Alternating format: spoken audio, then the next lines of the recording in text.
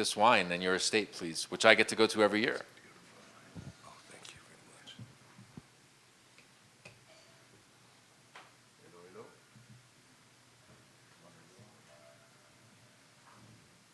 The green light.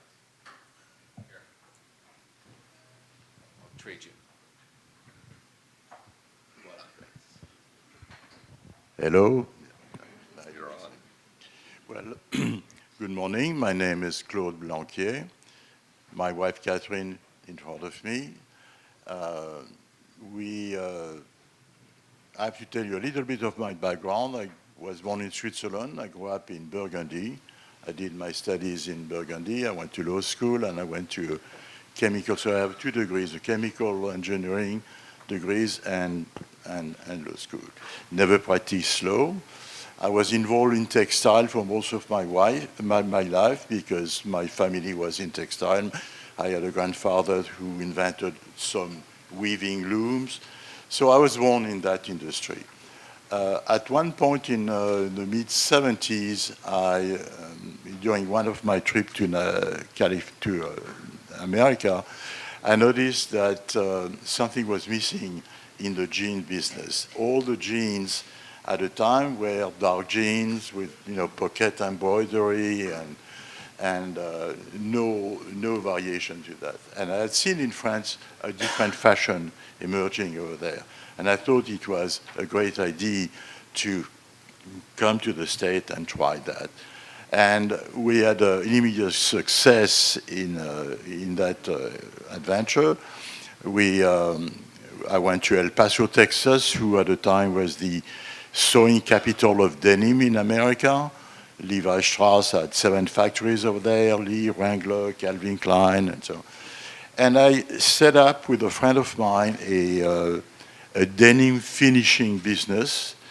And we ended up, after a few years, with 5 factories and over 2,000 people working for us. We were at the time, for about 10, 15 years, the largest denim finisher in the world. Just briefly, we were treating about 500,000 pair of jeans per week. That's, And so during that period, my biggest customer were Levi Strauss and the Gap, San Francisco base. So I used to go to San Francisco often for meeting, and every time we went there, my wife Catherine said, "Oh, you're going to San Francisco? I'll go with you." And we used to spend the weekend in the Napa Valley for obvious reasons. I think it's beautiful, more beautiful than that place. We had some friends over there who kept telling me, "You need to buy some land. You need to buy some land. You guys love wine. You need to buy some land."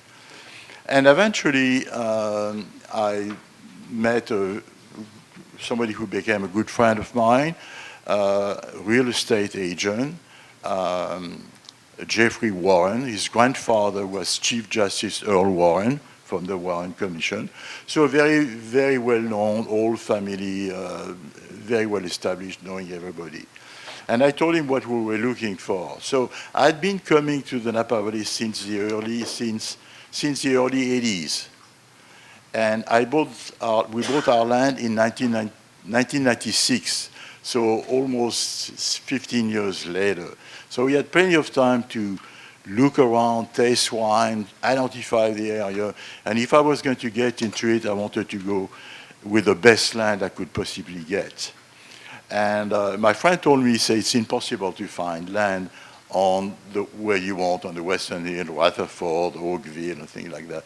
He said, plus land over there, usually if it's sold within neighbors, it's never listed.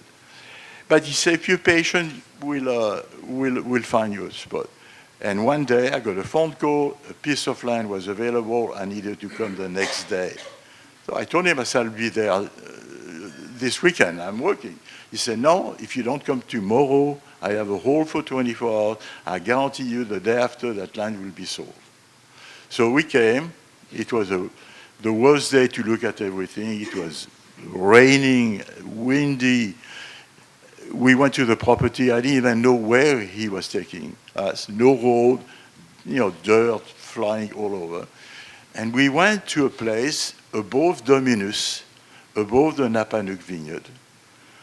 And I was like, my God, I don't believe that's the best place I could think about, The Napa Vineyard, the first vineyard planted in the Napa Valley, I think 1836 or so, had a reputation for good fruit.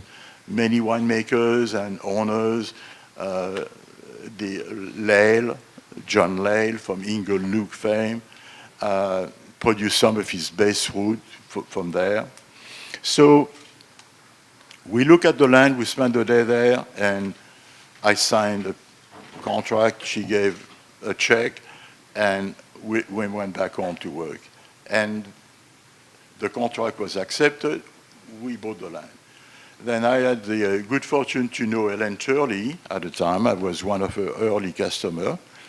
And I asked Ellen, I bought a piece of land, I would like you to take a look at it. She came with her husband, they visited the place. By the end of the day, she said, if you're serious about making great wine, I will help you out. Well, at the time, she was, Bob Parker called her the wine goddess, so I said, well, how can I go wrong with the wine goddess? And we started, and David Abreu joined the team and developed the vineyard, and years and years and years went by. It has been 28 years now. It's hard to believe, but 28 years went by. So that's basically where our background and how we ended up with that property. The property is an oddity of nature. We are on the foothills of the Mayakama, above the Vinous, but the ridge of the Mayakama mountain has a pretty big seismic fault called the West Napa fault. They're going in a north. Sorry. That's going northward. And we have three sub-faults crossing from the ridge, coming down and crossing our property and merging in a dry stream, which is now running a lot of water. And it divides the property in two different soil profiles. On one side, it's all andesite covered with volcanic ash. We planted Cabernet Sauvignon. On the other side of the creek, it's basalt covered with red clay, about 6 feet of red clay. So Ellen planted Merlot on the clay side. It's a much cooler side.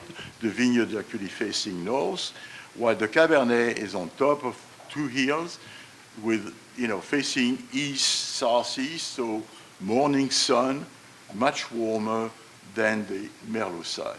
So it's an odd site in the sense that side by side, we have been able to produce wine that got many, many 100 points, 16 times 100 points, for the Cabernet from the beginning, and quite a few 100 points for the Merlot, our Merlot-based wine, Rive Droite, from the other side. So it's an interesting site in the sense that the soil is extremely complex because of the seismic fault. You basically have two walls, next to each other with completely different soil profile. What they all have in common is they are fractured. All the rocks are fractured.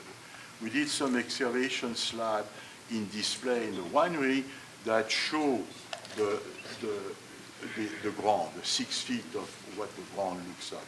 And you see all the rocks underneath, they fractured because it's not limestone, but it acts like limestone in the sense that those rocks, they're like sponges. They absorb water during the winter, then they expand, they crack, then the summer they release their water and they crack again. So expansion, contraction, it's all fractured. And the root system obviously is able to penetrate between those rocks, reach quite a good depth, and guess that the building block that are necessary for aromas and flavors. People don't realize that when they look at a vineyard, they see the top. They see, oh, it's a beautiful vineyard, it looks great, it's healthy. It's important, but the only importance of the top, of the above ground, is for the photosynthesis. It's the engine that allows the energy to create those chemical blocks. Flavors and aromas are coming from underground.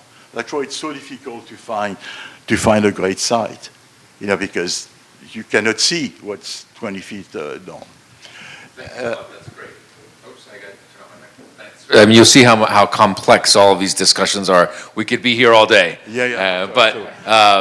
But I think it's really interesting to see like how much complexity there is in all of these wines. You'll hear this as we go. And so just talking about Mythicvs, it's a wine that we made for the first time in 2012. It has received 11 times 100 points, quite a few from Antonio, quite a few from other people.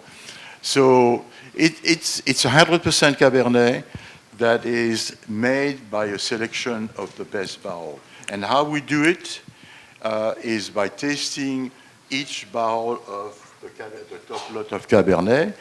And once in a while, you find a barrel that tastes different, better. We don't know why. There is obviously a scientific reason, but we don't know. Each barrel is its own micro, world. And the only thing we know is which one we like. So once they say out of 10 barrels, you may find 1 or 2 that will tell you, I don't need anything. I don't need Merlot, I don't need Cap Franc, leave me alone, don't touch me, just put me in a bottle and put a cork on it. That's Mythicvs. So I'm going to let you judge. So let's taste the wine. Itself, That's the most important thing. We're pouring the next set. So thank you very much, Claude. Thanks for being here. And so we continue to move